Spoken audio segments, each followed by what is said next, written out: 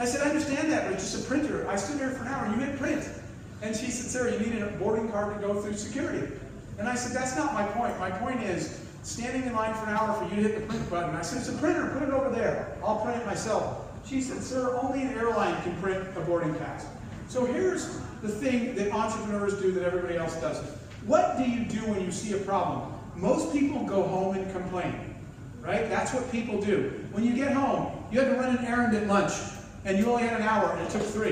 When you get home, how was your day? You say, horrible. Those idiots made me stand in line for 3 hours. That should only take an hour, right? I had to stand there for 3 hours. You're upset. Everybody goes home and complains. You change your Facebook status to irritated or whatever, right? Entrepreneurs do something everyone else doesn't.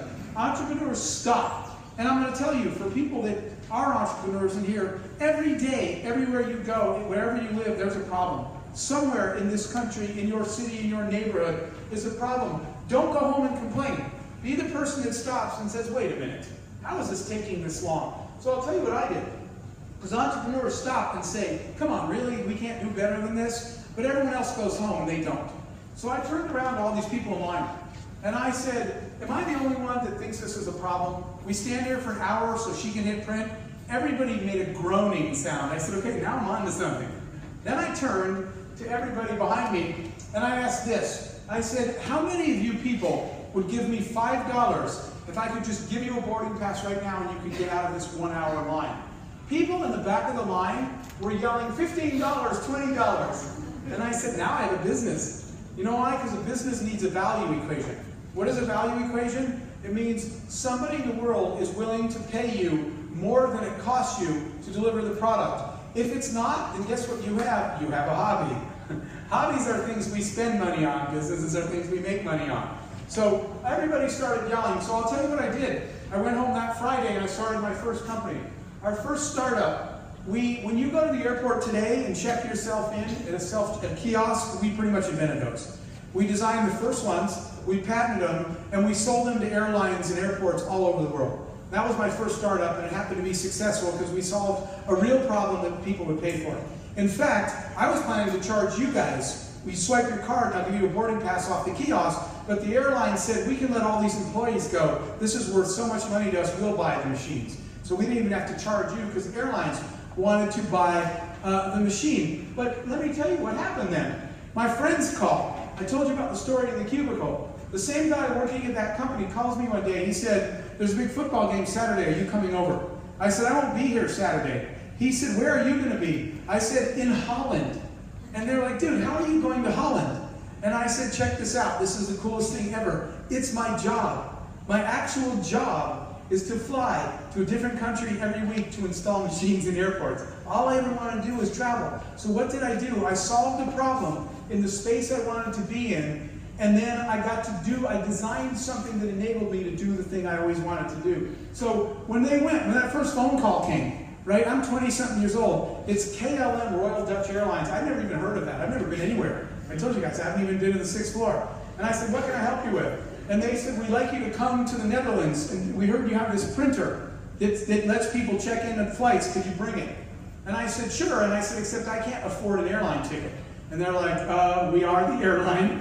And I said, ooh, okay. And I said, but I can't afford a hotel in Europe. They said, we also own like half the hotels right in Amsterdam. I said, this is getting better all the time. They said, we'll pay for the airfare, we'll pay for the hotel. Then I go to KLM. I'm in the Netherlands. I'm showing them my product. And they say, have you ever been to our country before? I said, no. They said, is there any way we could convince you to stay the weekend so we could give you a tour on us? I said, is this like a hidden camera show? Because there's no way this is happening. I said, this is amazing. So now I'm seeing countries. Guess what happens on the way out the door? They said, oh, Mr. Hoffman. I said, yeah. They said, don't forget your check. I said, what? They said, we want to buy your product. I was like, wait, I get paid to do this now? I get paid to live my dream? And I'm going to tell you something. I've never been driven by money.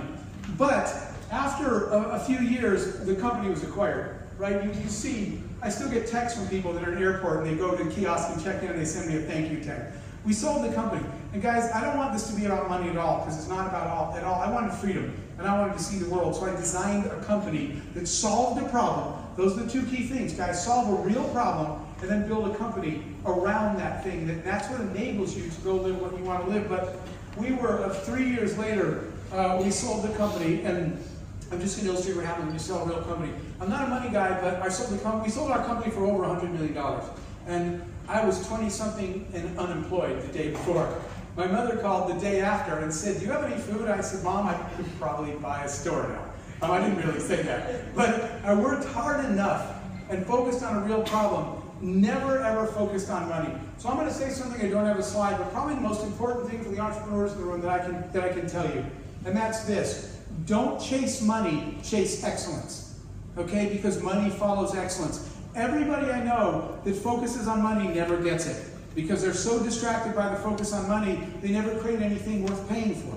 If you spend your life focused on excellence, you will never worry about money again. All of our companies, because they were excellent, because we focused on excellence, people just kept showing up and paying me, and I don't even care about money. That's what happened in this company. If you think about our big company, Priceline, right? That company was never sold. You know why? Because it's operationally excellent. It was designed excellent enough to work in 200 countries. It does, I don't know, $30 billion in sales, and it makes billions in profit. There was no reason to ever sell it. It wasn't about the money, ever. It was about the focus on excellence. So solve a real problem and focus on excellence. I'm going to just do one more example, then I'll close with a couple of other key points. But that was one of my other ones. After I did the tech stuff, and again, I want you to think about this. I'd love to hear them during the 2 days I'm here with you guys. What is something you still want to do with the rest of your life? And could you, in fact, create a startup in that space to let you do that? That was one of mine.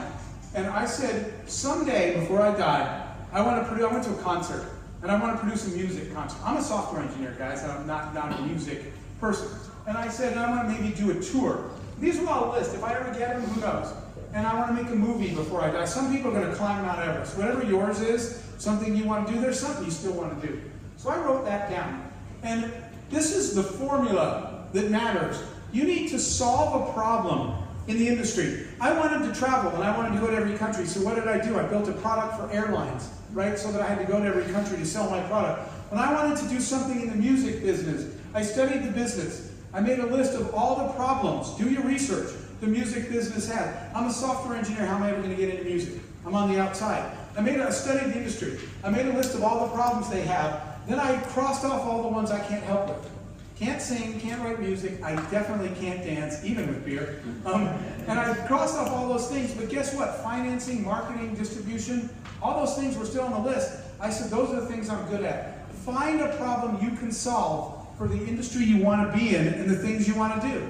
So I will just tell you the technique that I use for that. One day, I wanted to produce a concert. And so I started a music company as a startup. But one day, my sister and her friends were all excited because they had gone to the Elton John concert. And they were talking about how much they loved Elton John, and he was their favorite artist. And I said something. Part of the problem I have is, I've told people this before, that I have a sarcasm problem. That's like admitting an alcohol problem. I'm Jeff, and I'm sarcastic. I think someday they'll do an autopsy, and they'll say that guy's DNA was like 90% sarcasm, which is why it didn't go so well for me at the corporate. They don't seem to value sarcasm the way I do. But my sister said, we love Elton John. And I said, jokingly, I said, one day when Elton John and I are friends, I'll tell him you like his music. And everybody laughed. And so I've been to the laugh before. And I said, why is that funny? And they said, because in a million lifetimes, you're never going to be friends with Elton John. So I grew up in a little desert town, okay? And I stopped and I looked and I said, could I ever be friends with Elton John? It doesn't matter what your dream is. That's an example. You have a big dream and everyone laughs at you. And you're saying, but could I do this? And so here's the problem. Here's the technique that I learned. When you're standing at the bottom of a giant mountain, whatever your dream is in this room, the vision you have for yourself, when you say, someday I'm going to be here, like I said, someday I'm going to be Elton John's friend, everybody just laughed. I told my friends at school, they laughed. So everyone gave that a 0% chance of happening.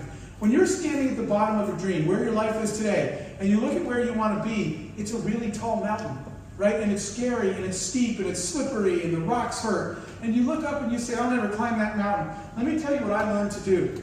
Plan your goals backwards. Here's what I want you to do, especially these entrepreneurs in the room.